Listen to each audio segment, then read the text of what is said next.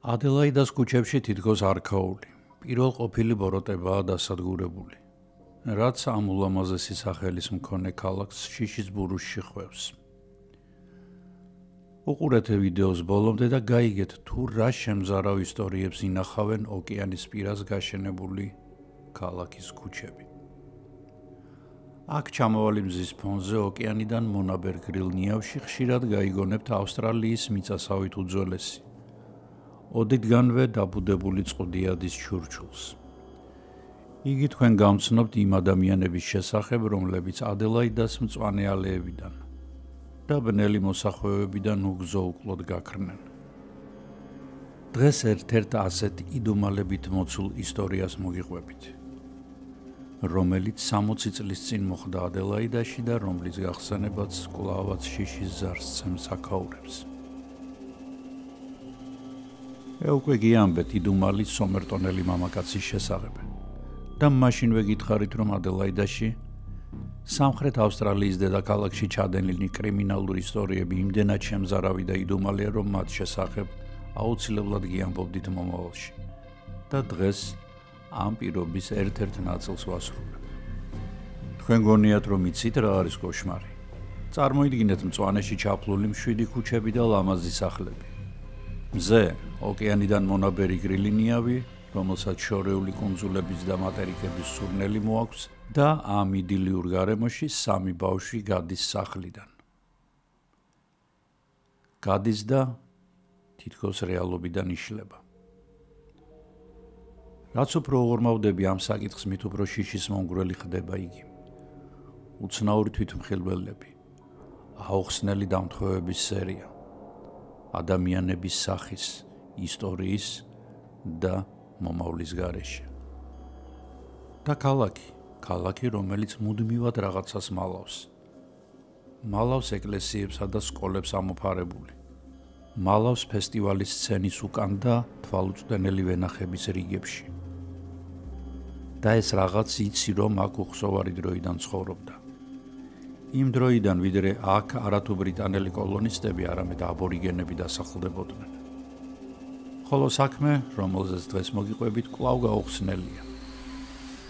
იგი ის კარიბჭეა, რომლის გაღებაც პირველ ყოფილ ბოროტებასთან შეგახვედრებთ. გინდათ გაიგოთ სიმართლე, თუ ჯობს კარიბჭე კვლავ ჩარაზული დავტოვოთ. თუ არ გეშინია გამომყევი. ნახოთ რა მოხდა 1966 წელს ისეთი, რომელიც დღემდე არ უშვებს მარწუხებს ავსტრალიის ულამაზეს ქალაქს. სახელად ადელაიდა.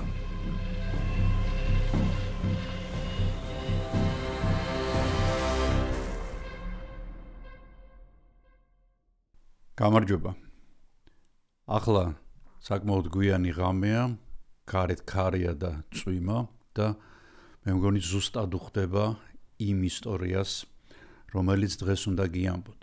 ისტორია, რომელიც სავსე არის შემზარავი ფაქტებით. მაგრამ მანამდე ცოტა შორიდან დავიწყოთ. 1836 წელს ბრიტანელმა კოლონისტებმა სამხრეთ ავსტრალიის სანაპიროზე გემებისთვის უსაფრთხო ყურეში დასახლება დააარსეს, რომელიც ძალიან წარმატებული გამოდგა, იმიტომ რომ იქ ძალიან ხშირად შედიოდა სავაჭრო გემები, ამიტომ იგი უცებ გადაიქცა ქალაქად რამდენიმე წელიწადში და მას ძალიან ლამაზი სახელი ადელაიდა დაარქვეს. ეს სახელი სამხრეთ ავსტრალიის დედაქალაქს ბრიტანელი, მაგრამ გერმანული წარმოშობის დედოფლის ადელაიდა ზაქსენ მაინენგემელის საპატივცემულოდ დაარქვეს. ეს პირველი შემთხვევა იყო სხვათა შორის, როცა ქალაქს ბრიტანელებმა ქალის სახელი უბოძეს. ბრიტანელების მოსვლამდე აქ ადგილობრივი ტომი კაურნა ცხოვრობდა და ამ ადგილს, იქ სადაც ქალაქი დაარსდა, აბორიგენები სხვათა შორის შორიდან უვლიდნენ და მას ტანდანიას ეძახდნენ. ტანდანია მათი ენიდან, რომ თარგმნოთ, ნიშნავს მეწამული მიწების კენგურუს. ისინი თვლიდნენ, რომ მეწამულ კენგურუს, რომ თავისი მთელი ფერის კანი შეენარჩუნებინა, ამიტომ იგი მუდმივად ითხოვდა ადამიანის სისხლს და რათა ეს სისხლი აბორიგენების არ ყოფილიყო, ისინი ამ ადგილებს, როგორც გითხარით, ერიდებოდნენ. ადელაიდა განსხვავებით სხვა ავსტრალიური ქალაქებიდან გამოირჩეოდა თავისუფლების დონით. იგი მე-20 საუკუნის შუა წლებიდან გადაიქცა მუსიკალური ფესტივალების, გამოფენების, თეატრალური კონკურსების კულტურულ დედაქალაქად. მისი მიმდებარე მიწები კი რა საინტერესოც არ უნდა იყოს, იდეალური გამოდგა ვენახისთვის. აქ დაწურულმა ღვინოებმა ძალიან მალე, რამდენიმე წლის განმავლობაში ფაქტიურად მოიპოვეს მსოფლიო აღიარება და დღეს მსოფლიო ბაზარზე, ღვინის ბაზარზე ისინი დიდი პოპულარობით სარგებლობენ. მე თვითონ გასინჯული მაქვს ავსტრალიური ღვინოები და ნამდვილად ძალიან გემრიელია, როგორც წითელი, ასევე თეთრი. ადელაიდას კიდევ ერთი სახელი ქვია 1000 ეკლესიის ქალაქი. რატომ? იმიტომ რომ აქ კვადრატულ მეტრზე თუ კვადრატულ კილომეტრზე ყველაზე მეტი ეკლესიაა. რაც, რა თქმა უნდა, მისი მაცხოვრებლების, ყოველ შემთხვევაში, ადრე მაინც საკმაოდ რელიგიურობაზე მეტყველებს. სანამ ძირითად თემაზე გადავიდოდე, მე ტრადიციულად მსურს დიდი მადლობა გადავუხადო ყველა იმ ადამიანს, რომელიც უყურებს ჩემ ვიდეოს, რომელიც აზიარებს მას სოციალურ ქსელებში, წერს კომენტარებს და მოწონების ნიშანს სვამს. და განსაკუთრებული მადლობა, რა თქმა უნდა, ადამიანებს, რომლებიც ფინანსურად ეხმარებიან არხს. ეს, ისე ვიმეორებ, ძალიან საჭიროა არხისთვის. მაშასე, დავიწყოთ. ყოველწლიურად 26 იანვარს, ანუ ავსტრალიური ზაფხულის პიკზე, მთელი ქვეყანა სახელმწიფოებრიობის დღეს, იგივე ავსტრალიის დღეს აღნიშნავს. ადელაიდაში ამ დროს იმართება აღლუმები, ღვინის და თეატრალური ფესტივალები და რაც თავარია ფოიერვერკები, ასევე პლაჟები და პარკები გადავსებული არის ადამიანებით, რომლებიც წვავენ ბარბეკიუებს, სვამენ ლუდს. ჯიმ ბეამონტმა იმ დღეს კლიენტებთან შეხვედრა დანიშნა. მაგრამ ცოლს დაუბარა, რომ მე მალე დავამთავრებ საქმეებს, მალევე დავბრუნდები და ბავშვებთან ერთად პლაჟზე წავიდეთ, რომ ცოტა ამოვიცუნთქოთ, იმიტომ რომ რამდენიმე დღე იყო უკვე, რაც თერმომეტრი +40 გრადუსზე ქვემოთ არ ჩამოსულა. ხოლო საღამოსკენ უკვე პიკნიკი ჰქონდათ დანიშნული, უნდა დაეპატიჟებინათ მეგობრები და რა თქმა უნდა გამოეცხო მეუღლეს, რომელსაც სახელად ნენსი ერქვა, ტრადიციული ლემინგტონი, ეს გახლავთ ნამცხვარი კოკოსის ფხვნილით. ნენსი ბეამონტმა გააცილა მეუღლე და სამზარეულოში შებრუნდა და ამ დროს მას ბავშვების ხმა მოესმა. უფროსი გოგონა 9 წლის ჯეინი შემოდის სამზარეულოში და დედას თხოვს, რომ ის და მისი უმცროსი და-ძმა პლაჟზე გაუსშვას, იმიტომ რომ სახლში ძალიან ცხელა, ჯერჯერობით არაფერი საქმე არ აქვთ და ცოტას გაერთობიან, გაგრილდებიან. 7 წლის არნამ და 4 წლის გრანტმა ცურვა არ იციან და რა თქმა უნდა ისინი პირობას დებენ, რომ წყალში არ შევლენ და თვით ჯეინი ძალიან პასუხი 9 წლის გოგონაა, მაგრამ მისი წლებისთვის შეუფერებლად დიდია, პასუხისმგებლიანია და სერიოზულია. და ამიტომ დედა მას ენდობა და ძალიან ხშირად ატანს ხოლმე ბავშვებს ესე მარტოს ასეირნოთ.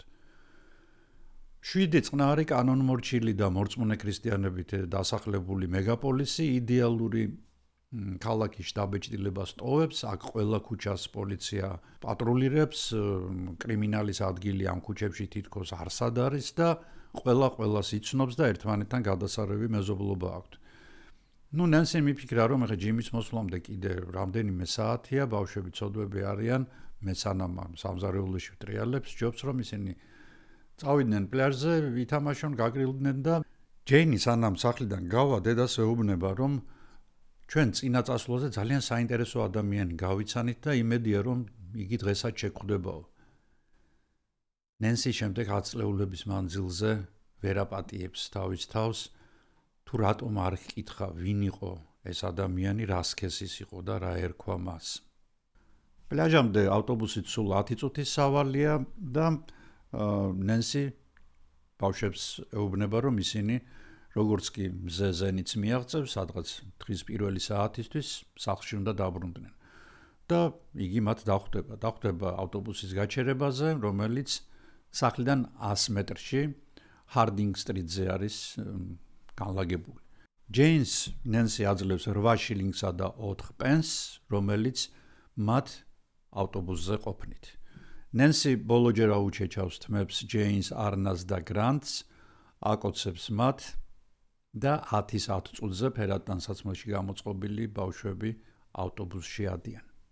დათქმულ დროს 13 საათზე ავტობუსის გაჩერებაზე დგას და ბავშვებს ელოდება.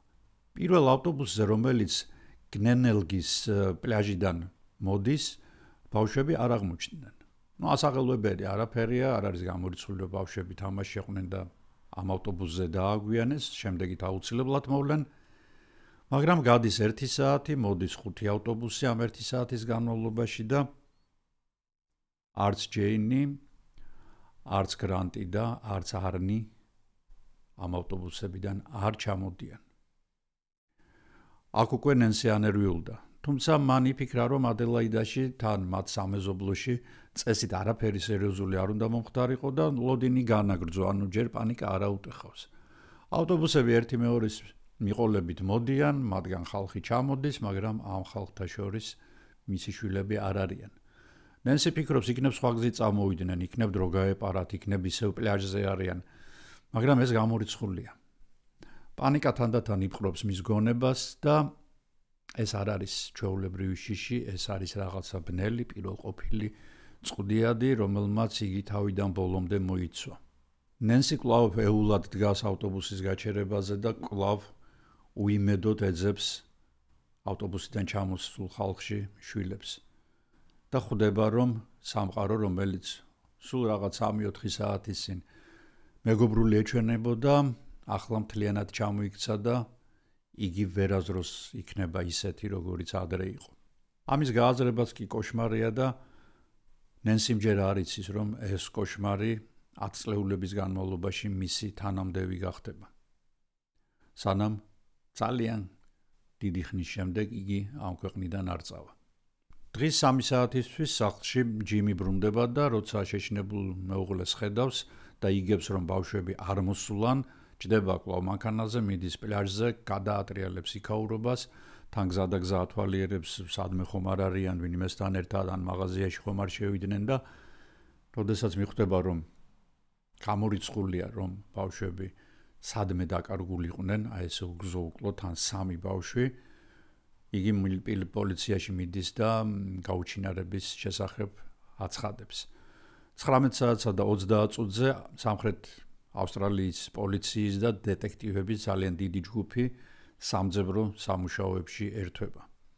ჯიმი მეუღლესთან ერთად დამოუკიდებლად ეძებს პატარებს, ისინი დადიან შუკებში, ჩიხებში, უამრავი ხალხია ქუჩებში გამოსული, არავის ცხელა ბიომონტების ოჯახისთვის, იმიტომ რომ ყველა ემზადება ფოიერვერკებისთვის და ადელაიდამ ჯერ არ იცის, რომ ხვალ ახალ რეალობაში გაიღვიძებს და სათავე დაედება საზარელი დანაშაულების სერიას, რომელთა ექოც აგერ უკვე 9 საუკუნეზე მეტი ხნის მერეც გვესმის.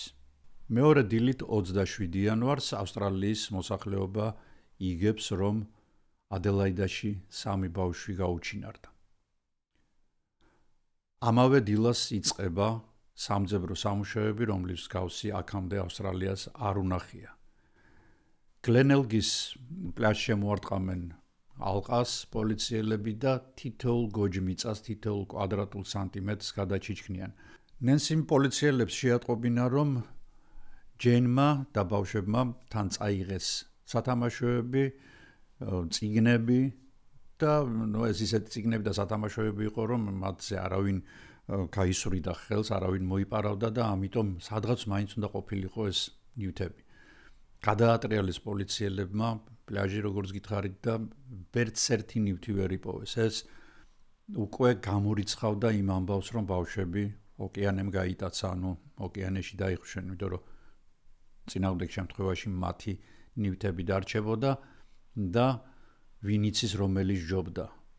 ახლა უკვე მყარად გაჩნდა ვერსია, რომ ბავშვები გაიტაცეს. ბიომონტების სახლის შტაბად იქცა, სადაც ქალაქის მოსახლეობა მოდიოდა და დახმარებას თავაზობდა შოკირებულ ოჯახს საზოგადოებრივ საწყისებზე დიდ ძალით თანხა მოგროვდა და გამოცხადდა ჯილდო მათთვის, ვინც ხელმოსაჭიდ რამეს განაცხადებდა, ან გაიხსენებდა სადნახეს ბავშვები როგორ დავითარებაში და რა თქმა უნდა ჯილდო იმ ადამიანს, რომელმაც ბავშვები გაიტაცა და იმედოვნდნენ, რომ გამოსასყიდს მოითხოვდა. რა თქმა უნდა, ნენსის მდგომარეობა გაცილებით მძიმე იყო, იგი თავის თავს ადანაშაულებდა ბავშვების გაუჩინარებაში, ჯიმი ადგილს ვერ პოულობდა, რადგან დარწმუნებული იყო, რომ პოლიცია სათანადო სწრაფად ვერ იქცეოდა, არადა მოგიხსენებათ, როდესაც ადამიანი იკარგება, ყოველ წამს, ყოველ გასულ წუთს ძალიან დიდი მნიშვნელობა აქვს. თანდათან რა თქმა უნდა მოვიდა გაცნობიერება იმისა, რომ ბავშვებს არც გზა არ ეუიათ, არც ოკეანეში დამხრჩალან, ეს თავიდანვე გამოირიცხა და რომ ისინი მოიტაცეს. ამიტომ პოლიციამ ბიომონტების სახლში დააყენა სპეციალური ტელეფონი, რომლის საშუალებითაც თუ გამტაცებლები დაარეკავდნენ ამ ტელეფონზე, მათ ადგილმდებარეობას ადვილად დაადგენდნენ. შემდეგ უკვე დაიწყო ბავშვების გადაადგილების შესწავლა და ყველა იმ ადამიანის გამოკითხვა, რომელთაც პოტენციურად შესაძლებელია ქონოდათ მათთან შეხვედრის შანსი, ან უბრალოდ თვალი მოეკრათ მათთვის, ეს იყვნენ უბრალო გამვლელები, მაღაზიის თანამშრომლები, სხვა კიოსკების, რესტორნების, კაფეების პერსონალი და სხვა. და აი პირველი თვითმხილველებიც გამოჩნდნენ და ახლა ნახოთ რა ხდება. ავტობუსის მძღოლი მისტერ იენ მონრო და ერთ-ერთი მგზავრი იხსენებს, რომ 11-ის 10 წუთზე, ანუ 10 საათსა და 10 წუთზე სამი უსიმპათიურესი პატარა ავტობუსში ავიდა, ისინი ძალიან კარგხასიათზე იყვნენ. ისინი ზუსტად 10 წუთში, რა დროც სჭირდებოდა ერთი გაჩერებიდან მეორემდე მისვლას, ჩამოვიდნენ და პლაჟისკენ გასწიეს. ამის შემდეგ საქმეში ერთვება ხანში შესულთა წყვილი, რომლებიც პლაჟზე სხედან და მათ უკვე დაინახეს, რომ სადღაც 11-ის ნახევრიდან ბავშვები პლაჟზე მოვიდნენ და თამაში დაიწყეს. იქვე არის საბანაო შხაპი და ამ შხაპით წუწაობენ, მოკლედ არიან ერთ ამბავში.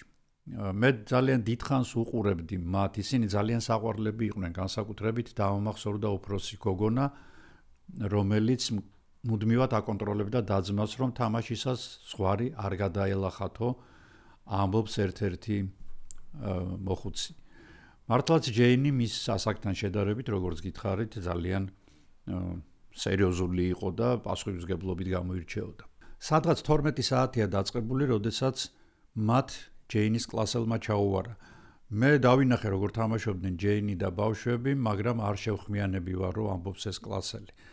ეს ხდება 12-ის დასაწყისში, 12-ის 10 წუთზე, 15 წუთზე. 74 წლის ქალბატონი, რომელიც ასევე თვალს ადევნებდა ბავშვების გართობას, აცხადებს, რომ მან რაღაც მომენტში დაინახა, რომ ბავშვებს აკვირდებოდა მაღალი გამხდარი 30 წლამდე მამაკაცი, რომელსაც უკან გადავარცხნილი ქერათმა ჰქონდა, მას ჰქონდა გარუჯული სხეული და წაგრძელებული სახე. შემდეგ იგი წამოდგა, მივიდა ჯეინთან, რაღაცა უთხრა, ჯეინმა მას გაუცინა და ძალიან მალე 4-ვემ თამაში დაიწყო.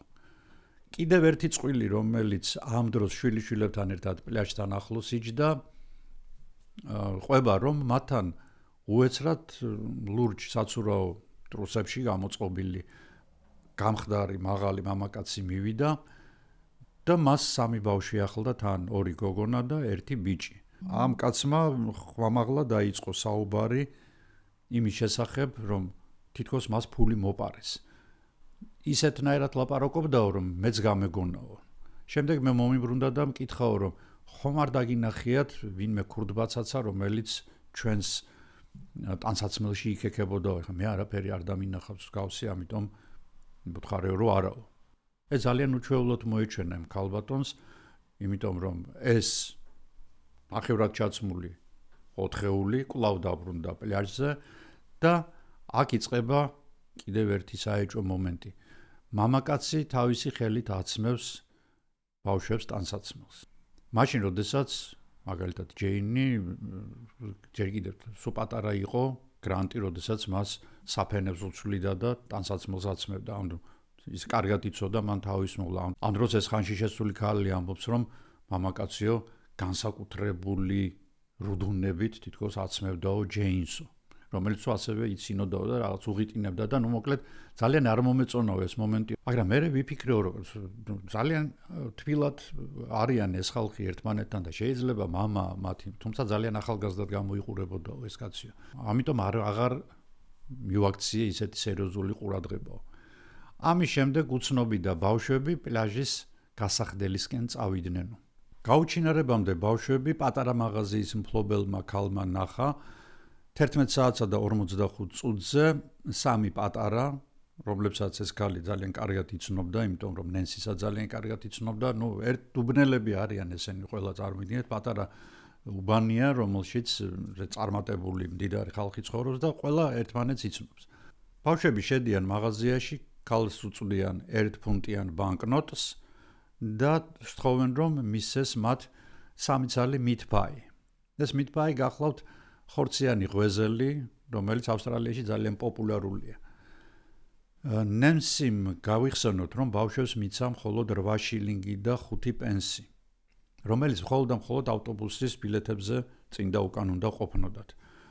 1 ფუნტიანი კუპიურა საკმაოდ დიდი ფული იყო იმ პერიოდში და საიდან გაჩნდა იგი არავინ იცის.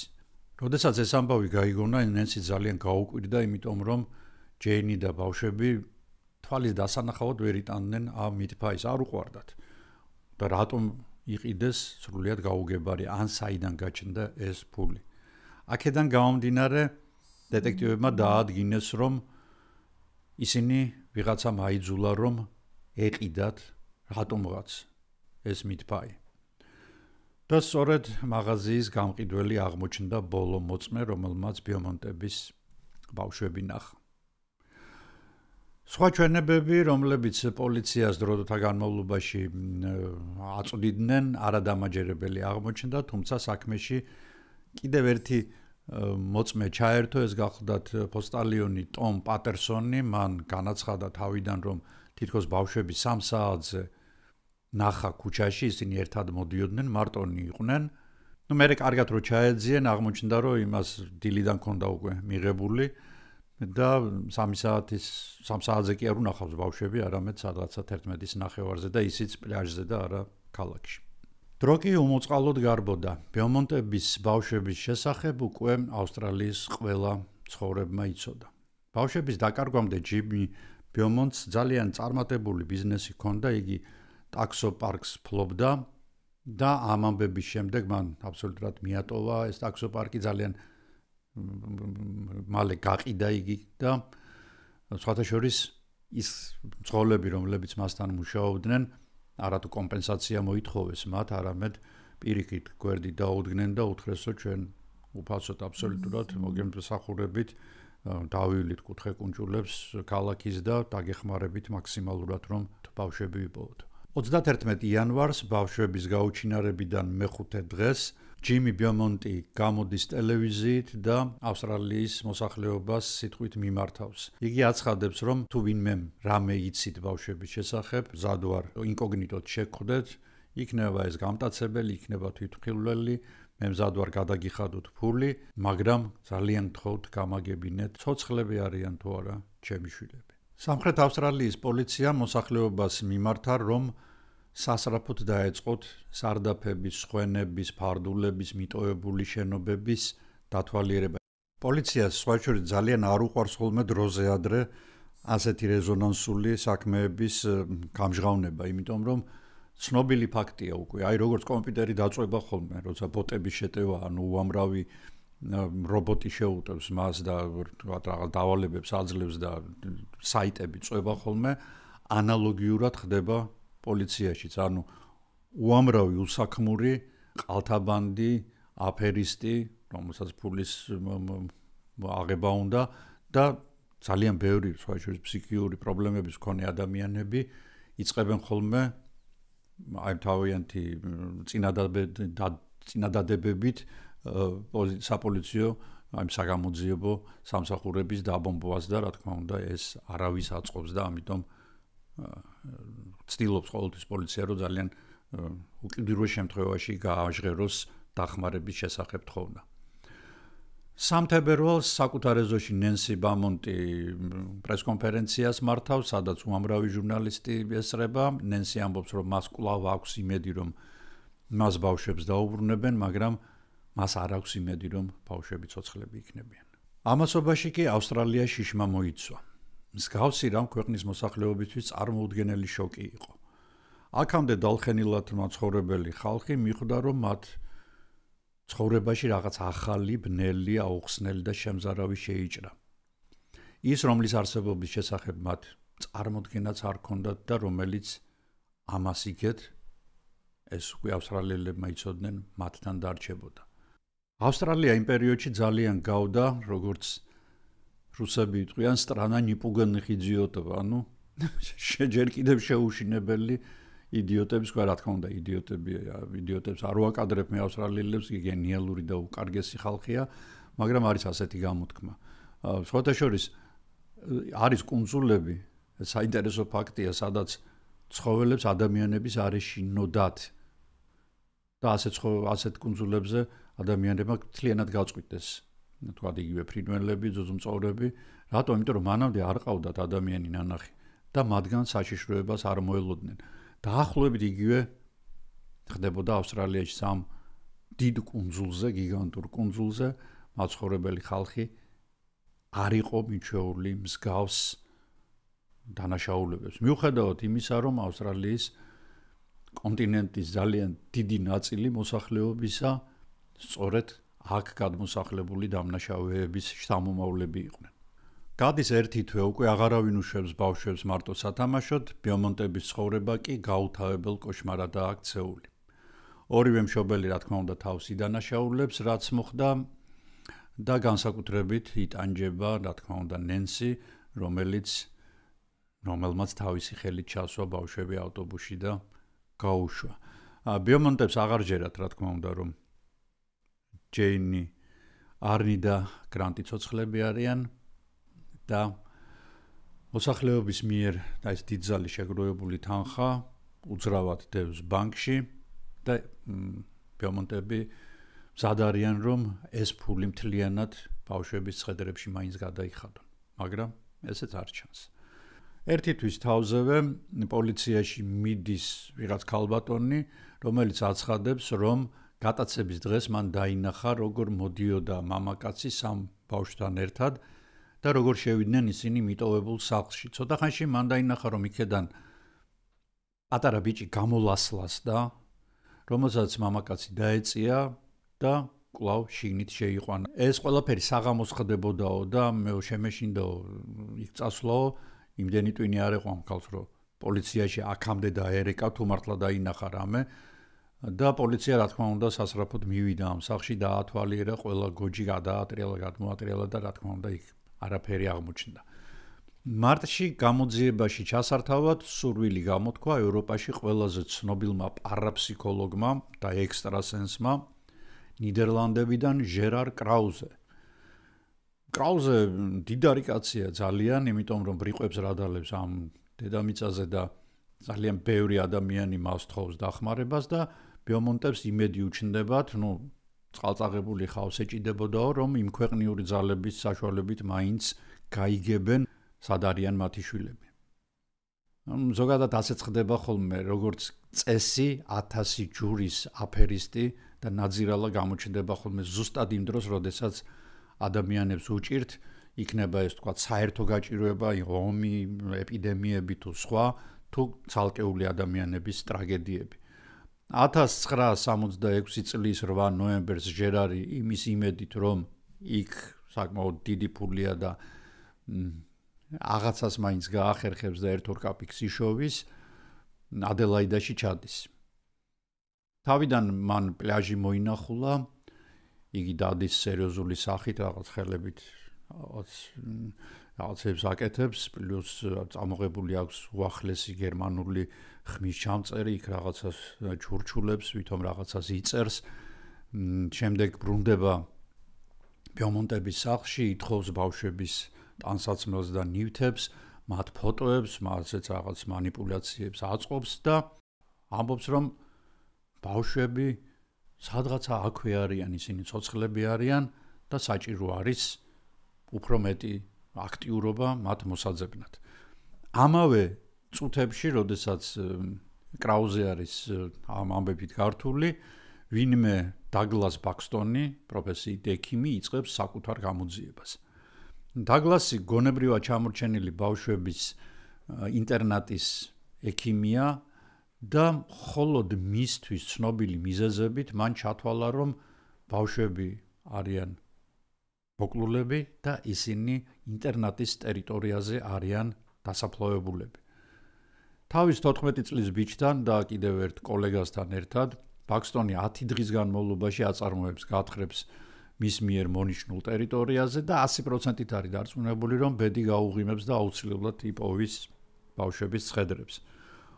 უკვე 20 ნოემბერს დაგლასი კრაუზეს უკავშირდება და მოუყვება, რომ ინტერნატის ეზოში მან იპოვა ესეთი პანამა ქუდი, საზღვაო ქუდი, მზისგან დამცავი ქუდი და კრაუზე ხელს ადებს ამ ქუდს, შემდეგ შედის ტრანსში და აცხადებს, რომ ხედავს, რომ იმ ადგილიდან, სადაც დაგლასმა ქუდი იპოვა, რამდენიმე ნაბიჯში თითქოს 3-ვე ბავშვი დგას და ეუბნება, რომ აი აქ ვარ და თითით აჩვენებს მიწაზე. გავარდება, რა თქმა უნდა, ბელმონტი ჯიმი ამ ადგილის მოსანახულებლად დაიხმარებს დაგლას, ისინი ამოთხრიან მიწას და იპოვიან საბავშვო ეტლის ნატეხებს, საცურაო კოსტიუმს, რომელიც პატარა გოგონას ეკუთვნის და მწვანე ტომსიკაში გამოკრულ პლაჟის მიწას. ეს საოცრება მართლაც, ესე იგი კრაუზემ და დაგლასმა საოცრება მოახდინეს, იპოვეს ისეთი ნივთები, რომლებიც პლაჟზე უნდა ყოფილიყო და არა, თქვათ, ინტერნატის ტერიტორიაზე დაფლული. მოკლედ არის აჟიოტაჟი, ცაში აყავს პრესას, ტელევიზიას, რადიოს, კრაუზე იღებენ მისგან ინტერვიუებს, იხსენებენ მის მიერ გახსნილ საქმეებს, რომლებიც სინამდვილეში არ არსებულა და აღმოჩნდა, რომ სწორედ კრაუზეს და დაგლასის წინასწარი შეთანხმებით ჩაუდიათ მიწაში ჩაუფლავთ ეს საგნები, რომლებიც თითქოს რაღაცა მისტიური საგნები იყო, რომლებიც წყალთანაც იყო დაკავშირებული, თან არც იყო დაკავშირებული და მოკლედ. და რა თქმა უნდა, ეს ყველაფერი უნდა მომხდარიყო ფულის გამოძალვის მიზნით.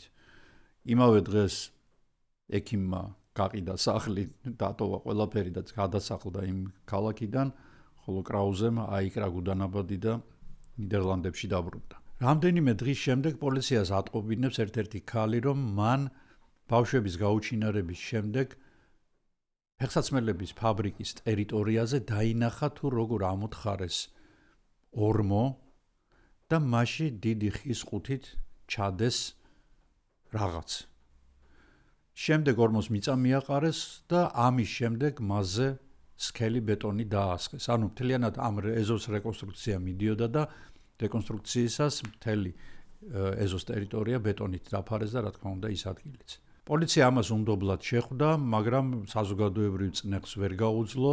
საზოგადოებამ კი 7,000 ავსტრალიური დოლარი შეაგროვა და გათხრებიც დაიწყო, მაგრამ რა თქმა უნდა ვერავინ ვერაფერი იპოვა. საიდან გაჩნდა ავსტრალიური დოლარი? მე არ შემშლია მიკროფონი ვთქვი და შემდეგ ავსტრალიური დოლარი.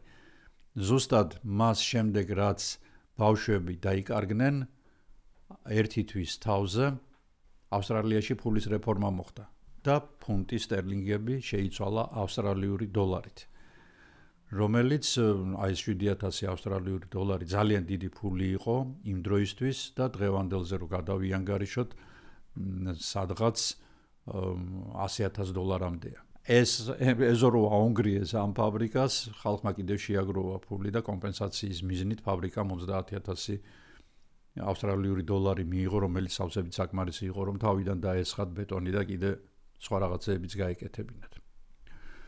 გადის კიდევ 2 წელი და 1968 წლის თებერვალში ნენსი საფოსტო-ყუთში პოულობს წერილს.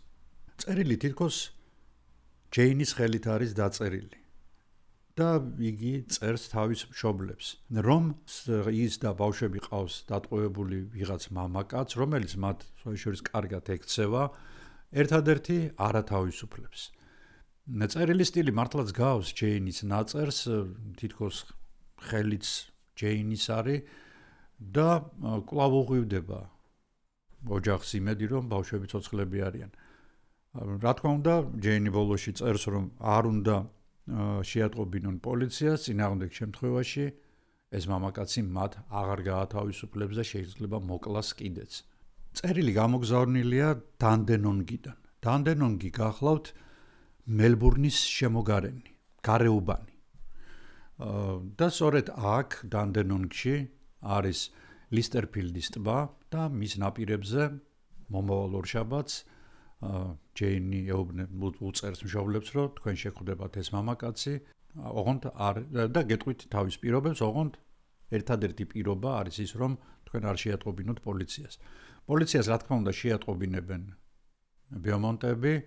პოლიცია აღმოაჩენს, რომ მართლაც დანდენონგიდან არის წერილი გამოგზავნილი შტემპელის მიხედვით, ანუ ბეჭედის მიხედვით და მასზევე აღმოაჩენენ თითის ანაბეჭდებს. თითის ანაბეჭდებს კარტოტეკაში შეამოწმებენ და არც არავის თითის ანაბეჭდს არ დაემთხვევა. დანდენონგამდე, ანუ მელბურნამდე 20 საათის გზა, ორი მანქანით ქადიან, ერთ მანქანაში არიან ბიომონტები, მეორე მანქანაში დეტექტივები, რომლებსაც შეუძლებელია ცივილურად აცვიათ და ისინი დათქმულ დროს მიდიან ლესტერფილდის ტბასთან. მიდიან, ელოდებიან 1 საათი, 2 საათი, მთელი დღე, მაგრამ გადის დღე და მათთან არავინ მიდის.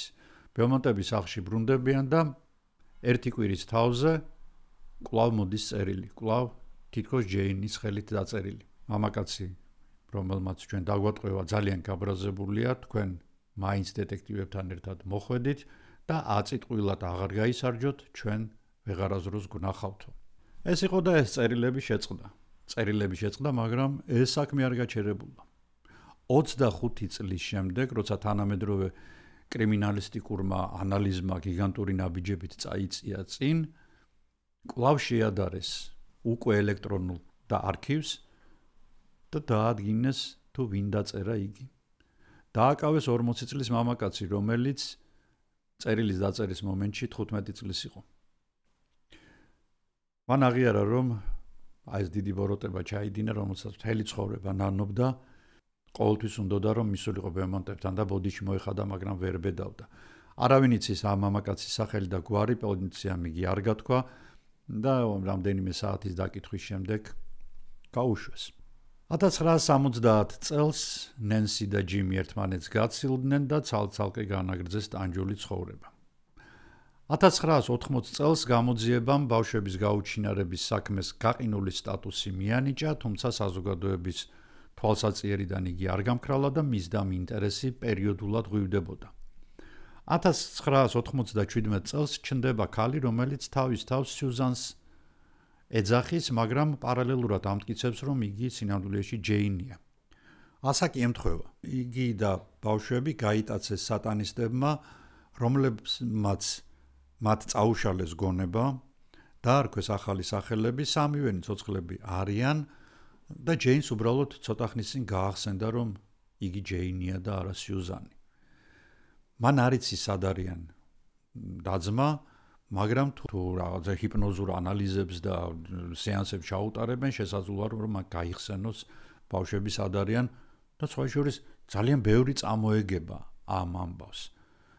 მანამ სანამ კერძო დეტექტივის სტენლი სუეინი არ დაადგენს, რომ კამბერაში, სადაც ეს ქალი ცხოვრობს, იგი ცნობილი არის როგორც ფსიქოლოგიური კი არა და ფსიქიატრიული პრობლემების მქონე, რომელიც შეპყრობილი არის უბრალოდ ამ ბავშვების ისტორიით და რაღაცა პერიოდის შემდეგ, როგორც მისმა მკურნალმა ექიმმა თქვა, იგი თავს აიგივებს ერთ-ერთი მისი ნაწილი, პიროვნული გაორება აქვს მას და ერთ-ერთი მისი ნაწილი თვლის, რომ იგი სწორედ დაკარგული ჯეინია. 2000 წლის ოქტომბერში შემზარავი ამბის მოწმე ხდება ადელაიდა. ოქტომბრის ბოლოს რენოვიეტის საბროკერო კომპანია ადელაიდის გარეუბანში მიიღო სახლის გაყიდვის შეკვეთა. მაგრამ სანამ სახლს გაყიდდა, იგი უნდა გაერემონტებინა, ამიტომ მან დაიქირავა სარემონტო ბრიგადა და 4 ნოემბერს 35 წლის მუშამ სახელად ტრევორ ტორელმა იატაკების თვალიერებისას, როდესაც მან ააძრო ლინოლეუმი, აღმოაჩინა ლინოლეუმის ქვეშ მეტალიური დაჟანგული ლიუკი. იგი ამოამტრიეს ზალაყინით, შიგნით ჩაანათეს და კინაღამ გული გაუსკდათ. პირველი რაც მათ დაინახეს, ეს იყო პატარა ზომის თავის ქალა, რომელიც შპალერის ნაგლეჯებზე იდო. რა თქმა უნდა, მომენტალურად დარეკეს პოლიციაში, პოლიცია მოვიდა, კარგად შეისწავლა იატაკქვეშეთი და კიდევ 2 ბავშვის ნაშთი აღმოაჩინა. და რაოდენ დიდი იყო ავსტრალიის გაოგნება და საფრი, როდესაც მათ გაიგეს, რომ ეს ბიომონტის ბავშვები არ არიან. რომ ეს ბავშვები გაცილებით პატარები არიან ასაკით და სამივე გოგონა. დაახლოებით იმ პერიოდში არიან დაღუპულები, რა დროსაც დაიკარგნენ ჯეინი, არნი და გრანტი. ეს ავსტრალიისთვის და განსაკუთრებით ადელაიდისთვის წარმოუდგენელი შოკი იყო. ანუ ბიომონტის ბავშვები არ ყავდათ მათ მონელებული, რომ აღმოჩნდა, რომ პარალელურად ამისა კიდევ 3 ბავშვი არის დაკარგული და აი ესეთნაირად არავინ იცის მოკლული თუ თავისით გარდაცვლილი. ერთადერთი რაც გამოძიებამ დაადგინა, რომ ბავშვები არიან სიმონსები და რომ მათი მშობლები და 2 ძმა უკვე ცოცხლები აღარ არიან. ანუ ყველა ძაფი აბსოლუტურად, რომელიც ამ ბავშვებისკენ მიდიოდა და რომელიც ფარდას აღდიდა თუ რატომ დამალეს მათი გაუჩინარება, თუ როგორ აღმოჩნდნენ ისინი ამ ჯურღმულში, როდის და რანაირად რა მდგომარეობაში პოვეს მათ ეს საშინელი სიკვდილი. აი ყველა ეს ძაფი გაწყვეტილი იყო და ადელაიდა კვლავ შიშმა და სინდისის ქეჯნამ მოიცვა, იმიტომ რომ ვიღაც თუ რაღაც მათ ქალაქში ასე ექცეოდა, ასე საშინლად ექცეოდა ბავშვებს. კითხვები ბევრი იყო, თუმცა ამ კითხვებზე პასუხი მხოლოდ იმ ბნელმა ძალამუწყის, რომელიც ადელაიდაშია დაბუდებული. მაგრამ იგი ამას არასდროს გაამჟღავნებს. და თქვენ გონიათ, რომ კოშმარების სერია დამთავრდა ნურას უკაცრავად. ახლა ყველაზე მძიმე ტრილერი იწყება. მე გაგაფრთხილეთ ჩვენი თხრობის დასაწყისშივე, რომ ისტორია არ იქნებოდა ადვილი მოსასმენი და უბრალო გართობა ან ჩვეულებრივი დოკუმენტური დეტექტივი. რომ მაშინ მრავლად იქნებოდა შოკის მომრველი ფაქტები და ამას იქეთ კოშმარებით სავსე თხრობა გელოდებათ. და თუ არ ხართ დარწმუნებული, ისევ გავფრთხილებთ, რომ მათი მოსმენა თქვენს ფსიქიკაზე მძიმედ არ იმოქმედებს, ჯობს აქვე გამორთოთ ვიდეო. ჩვენ კი გავაგრძელოთ, ვინც დავრჩით. მაშასე სიმონსების საქმე თაროზე შემოიდო, რა თქმა უნდა, იმიტომ რომ კაციშვილი არ იყო, რომელსაც დაეკითხებოდი რამეს. სამაგეროდ ბიომონტების საქმეში 3 ძირითადი ეჭვმიტანილი გამოჩნდა. ისინი იმდენად მონსტრუოზული, იმდენად საშინელი ფიგურები არიან, რომ თითოეული ცალკე ვიდეოს იმსახურებს, ყალებში იმსახურებს. და ვნახოთ თუ როგორ, რატომ მოხდნენ ისინი ბიომონტების საქმეში ეჭვმიტანილი სტატუსით. პირველი გახლავთ ბევონ სპენსერ ფონ ეივანი. დაბადებულია ადელაიდაში 1946 წელს. იგი დაუნდობელი აფთარია, ოჯახის სახელით ცნობილი მკვლელების და სადისტების ბანდის დამაარსებელი და სულიერი ლიდერია. 1984 წლიდან იგი სამუდამო სასჯელს იხდის 15 წლის მოზარდის მკვლელობის საქმის გამო, თუმცა მისმა ბანდამ უამრავი მამაკაცი განსაკუთრებული სისასტიკით გამოსალმა სიცოცხლეს. თუ თქვენი სურვილი იქნება, მე ამ ბანდაზე ცალკე ვიდეოს გადავიღებ. მაგრამ ეს ვიდეო არ იქნება ადვილი საყურებელი. 1990 წელს, ანუ ბანდის ლიდერის დაკავებიდან მე-6 წელს, პოლიციამ წყალსაცავ მურონგას შესწავლა დაიწყო. წყალსატევი ადელაიდადან 60 კილომეტრის მოშორებით მდებარეობს და რატომ დააინტერესათ იგი პოლიციელებს? საქმე იმაშია, რომ რატომ გადაწყვიტა პოლიციამ ამ წყალსატევის შესწავლა. საქმე იმაშია, რომ გამოძიება, რომელიც ჯერ კიდევ მიმდინარეობს ამ ეივანის საქმეზე და ახალ-ახალი საშინელი ფაქტები ჩნდება, ამ საქმეში გადის ვინმე მისტერ ბი. და მისტერ ბი ხელს ადებს ეივანს, რომ მან 1966 წელს, როდესაც იგი 20 წლის იყო, მოკლა ბიომონტების 3 შვილი. უпростоრად გაიტაცა ისინი, შემდეგ ატარებდა მათზე რაღაც ექსპერიმენტებს, ამ ექსპერიმენტების დროს ბავშვები დაიღუპნენ, მან მათი ცხედრები ჩადო სეიფში, შემდეგ ეს სეიფი დადო ნავზე და მურონგას წყალსატევის შუაში გაიყვანა და ჩააგდო. ახლა უნდა ვიცოდეთ, რას წარმოადგენს ეს წყალსატევი. საკმაოდ ღრმა წყალსატევია, რომლის სიღრმე 100 მეტრია, 100 მეტრზე კი აკვალანქებს ძალიან უჭირთ მუშაობა, მით უმეტეს, რომ ამ 40 წლის განმავლობაში მილიონობით ტონა შლამი დაგროვდა და ამ შლამში ამ რაღაცის მოძებნა რთულია. მიუხედავად ამისა, საზოგადოებამ კვლავ შეკრიბა ფულით, თხოვა მუნიციპალიტეტს და თავრობას, რომ არ დაენანათ არაფერი და იქნებ ეპოვათ მართლაც და საბოლოო წერტილი დასმოდა აი ამ საშინელ საქმეს და მყინთავებმა 3 თვის განმავლობაში არაფერი დაიშურეს საუკეთესო აპარატურით, თანამედროვე ხელსაწყოების საშუალებით, ვიზუალურად ყველა ძალით ეცადნენ, რომ ენახათ სეიფი, მაგრამ არა თითქოს ამ ბავშვებს რაღაცა იცავდა კი არა, მალავდა. რატომ აიღო პოლიციამ ეჭვი მაინც და მაინც სპენსერზე და რატომ დაუჯერა მან მისტერ ბის? საქმე იმაშია, რომ ბევონი ძალიან გავდა აღნაგობით და გარეგნობით იმ მამაკაც, რომელიც თვითმხილველებმა აღწერეს, ანუ მაღალი, გამხდარი, ქერათმიანი, თუმცა სპენსერის მსხვერპლს მამაკაცები წარმოადგენდნენ და ისიც არ იყო ცნობილი 20 წლის ასაკში იგი უკვე იყო სერიული მკვლელი თუ არა. ადგილობრივმა ჟურნალისტებმა სხვათა შორის აღმოაჩინეს კიდევ ერთი ხელმოსაჭიდი თითქოს ფაქტი, რომ როდესაც სამძებრო სამუშაოები მიმდინარეობს, მოგეხსენება ძალიან ბევრ ფოტოებს იღებენ და რამდენიმე ფოტოზე ჩანს მაღალი ქერა გამხდარი მამაკაცი, რომელსაც აქვს ეგრეთ წოდებული მინიონური ყურები. ეს მე დამოვიწყდა, მე თქვა, რომ თვითმხილველები ამაზე ხას უსვამდნენ, რომ ყურები ადამიანს აქვს, მამაკაცს აქვს მინიონური, ანუ რას ნიშნავს? პატარა და ქალაზე მიწებებული. ეს ძალიან იშვიათი ანატომიური დეფექტია. დეფექტი არ არის, თვისება, ასე ვთქვათ. და ასეთი ყურები სპენსერს არ აქვს. მართალია იგი მაღალია, გამხდარია და ამბობს, რომ კიო კაცო, მე ალბათ ვიქნებოდიო, ხა ახალგაზრდა კაცი ვიყავიო, ასეთი ამბავი მოხდა, მთელი ადელაიდა იქ იყო და ალბათ მე არ კარგად არ მახსოვსო, მაგრამ შეიძლება ვიყავიო და კადრში მოხვდიო. რა თქმა უნდა, სპენსერს ბრალს ასეთი ირიბის ამხილით ვერავინ დაძდებს და უბრალოდ მას ეჭვინტანილთა სიაში ჩატოვებენ. მეორე და არანაკლები მონსტრი. ეს გახლავთ არტურ სტენლი ბრაუნი.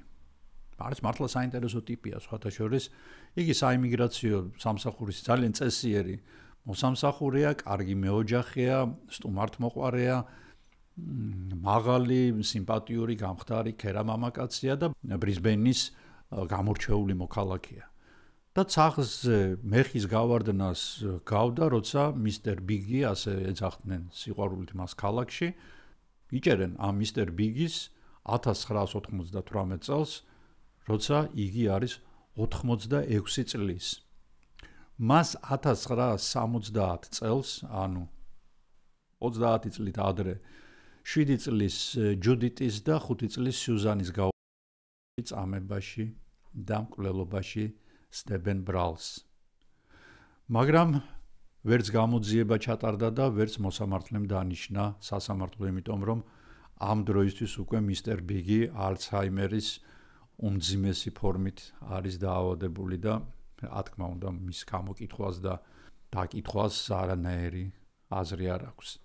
ბრაუნის სინდის დების გარდა კიდევ მტკიცდება, რომ არის 12 დანაშაული, მათგან 10 მცირეწლოვანი გოგოს დამკვლელობაა და ასევე საკუთარი მეუღლის მკვლელობა და სხეულის გაქრობა. მის სახლში იპოვეს ნებისმიერი სერიული მკვლელისთვის დამახასიათებელი ეგრეთ წოდებული ტროფეები, ანუ ნადავლი, რომლებსაც იგი ინახავდა და ასევე მსხვერპლთა ფოტოები. ბრაუნის შესახედაობა სხვაიშვილის ზუსტად ემთხვეოდა სავარაუდო გამტაცებლის ფოტორობორტს, როგორც გითხარით, იგი მაღალი გამხდარი ქერათმიანი მამაკაცი იყო. 1973 წელს აგვისტოს ცივ დღეს მოგეხსენებათ, როდესაც ჩვენთან ზაფხულია, იქ ზამთარია. 11 წლის ჯოან რედკლიფი და 4 წლის კრისტი გორდონი ადელაიდა ოვალის სტადიონზე მშობლებთან ერთად ფეხბურთს უყურებენ. შესვენების დროს მათ ტუალეტში გასვლა მოინდომეს. ბავშვები ტუალეტში გავიდნენ და გაქრნენ. ბოლოს თვითმხილველებმა ისინი დაინახეს მაღალ ქერა მინიონური ყურების მქონე მამაკაცთან ერთად. 1973 წელს ხდება ეს ამბავი. ჯოანი და კრისტი სამჩაყლაპათო მიწამ დღემდე უცნობია. არტურ ბრაუნის modus operandi, ანუ ქცევის სტილი, ზუსტად შეესაბამება ბიომონტების და ადელაიდა ოვალის საქმეში გამტაცებლების და მკვლელების მოქმედებას. ამიტომ ბრაუნი მიუხედავად იმისა, რომ ამ საქმეებში ვერანაირ სამხილს მას ვერ უძებნია, მაინც დატოვეს პრაიმ ეჭვმიტანილების შორტ-ლისტში. ახლა კი მოემზადეთ ყველაზე საინტერესო და საზარელი მტაცებელი უნდა გაგაცნო. 2025 წელს, ანუ წელს, სტიუარტ მალინსის და სამხრეთ ავსტრალიის ყოფილი დეტექტივის ბილ ჰაისის მიერ დაწერილ წიგნში კვლელი ნიღბის გარეშე მთავარ ეჭვმიტანილად სახელდება ვინმე ჰარი, იგივე ჰერბერტ ფიფსი. და თითქოსაღამ უნდა გაგვაკვირვოს, მაგრამ თურმე სათხარ. ჰარი ფიფსი ადელაიდის ელიტას ეკუთვნის. იგი ქალაქის უმდიდრესი ადამიანების რიცხვშია. იგი ქველმოქმედია, ქარიზმატული, ჭკვიანი და სანიმუშო მოქალაქეა, რომელიც მუდმივად იღებს მონაწილეობას ქალაქის გაკეთილშობილებაში. ჰარის მდიდრული ვილა გნენელგის პლაჟს გადაყურებს და იმ ადგილიდან, საიდანაც ბავშვები გაუჩინარდნენ, 300 მეტრში მდებარეობს. წელს გამოსულ წიგნში ავტორები ნაბიჯ მიდიან იმ დასკვნამდე, რომ სწორედ ჰარი ფიფსი არის დამნაშავე არა მხოლოდ ბიომონტების გაქრობაში, არამედ ადელაიდა ოვალიდან გამქრალი გოგონების და არა მხოლოდ საქმეში. და მაინც ვინ არის ჰარი ფიფსი? იგი 1925 წელს არის დაბადებული ადელაიდაში. მან კარიერა უბრალო მუშიდან დაიწყო და უკვე 30 წლის ასაკში მეტალურგიული ქარხნის მფლობელია. ფიფსის ქონება ათეულობით მილიონი დოლარისაა და იგი აქტიურ მონაწილეობას იღებს, როგორც გითხარით, ადელაიდას ცხოვრებაში. იგი აშენებს და ეხმარება ეკლესიების თეატრებს, საბავშვო სპორტულ ნაგებობებს და რა ირონიულიც არ უნდა იყოს, მას ოფიციალურად ბავშვების მეგობრის პრიზიც კი აქვს აღებული, რომელსაც ქალაქში გადაშიგ აწესებს ხოლმე. ფიფსს ავსტრალიის სხვადასხვა ქალაქებშიც აქვს სახლები, მაგრამ მისი საყვარელი სახლი მაინც გნენელგის პლაჟთან სენფორდ სტრიტზე მდებარე გიგანტური ვილაა. თუ ოკეანიდან მონაბერი გრილი, ნიავით გაგრილებული და მწვანეში ჩაფლული სასახლის გარეთ ჰარი რესპექტაბელური და სანიმუშო მოქალაქეა, როგორც კი ის ვილის ტერიტორიაზე შედის, მასში თითქოს რაღაც ბოროტი ძალა სახლდება. იგი მუდმივად ძალადობს მეუღლეზე ფიზიკურად და რაც ყველაზე დიდი საშინელება, იგი სისტემატიურად ძალადობს საკუთარი 5 წლის ვაჟზე, ჰაიდენზე. ჰაიდენი ოდნავ წამოიზრდება თუ არა, ტოვებს საზარელ სახლს და ოჯახიდან გარბის და აღარასდროს ბრუნდება იქ. იგი სრულიად წყვეტს ურთიერთობას ოჯახთან და დედასთანაც კი, რომელსაც ადანაშაულებს უმოქმედობაში.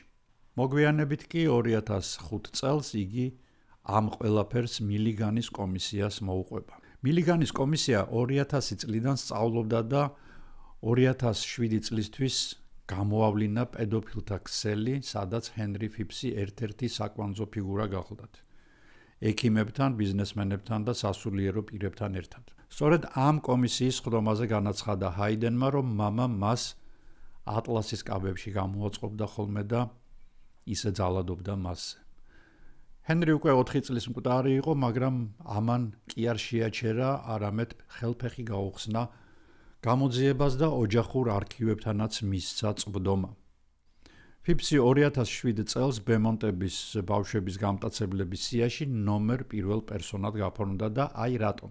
1966 წელს იგი 35 წლის იყო. იგი მაღალი, გამხდარი, უკან გადავარცხნილი ქერათმიანი და მაღალი შუბლის მქონე მამაკაცი იყო, რაც ერთ-ერთი ემთხვევა პლაჟზე ბავშვებთან მოთამაშე მამაკაცის აღწერას. ჰენრის სახლის ჩხრეკისას ერთ-ერთ სეიფში ყავისფერი პატარა ზომის საფულე იპოვეს. საფულე ნენსი ბიომონტს აჩვენეს, რომელსაც კინაღამ გული წაუვიდა. მან თქვა, რომ საფულე ჯეინის იყო, რომელშიც გოგონა ხურდებს ინახავდა და იმ დღესაც სწორედ ამ საფულეში ჩაყარა შილინგები და პენსები. კომისიის დეტექტივების აზრით, თუ ფიფსი არის დამნაშავე, მან აი სწორედ როცა იგი ბავშვებს აცმევდა ტანსაცმელს, მაშინ ამოაცალა ტანსაცმლიდან ჯეინს ეს საფულე, შემდეგ უკვე თავისი ფულით წაიყვანა ისინი მაღაზიაში, სადაც უკვე მიტბენები იყიდეს ბავშვებმა.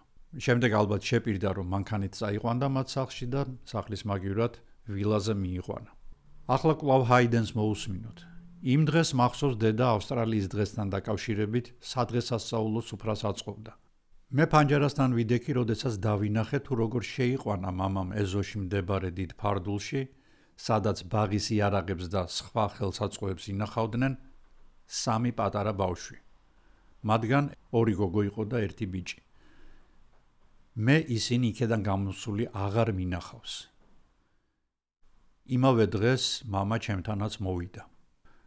მიუხედავად იმისა, რომ ჰაიდენი ძლიერ ტრავმირებული იყო ბავშვობიდან ფსიქოლოგიურად, ეს მომენტი და ძალიან ბევრი რამ არ ახსოვდა, უბრალოდ იგი შლიდა გონებიდან ძალიან ბევრ რამეს, უпроსტად მისი ტვინი ალბათ თავდაცვის რეჟიმში იყო და ამიტომ კლავდა ყველა იმ მოგონებას, რომელიც იმ საზარელ დღეებს გაახსენებდა, მაგრამ ეს კარგად დაამახსოვრდა.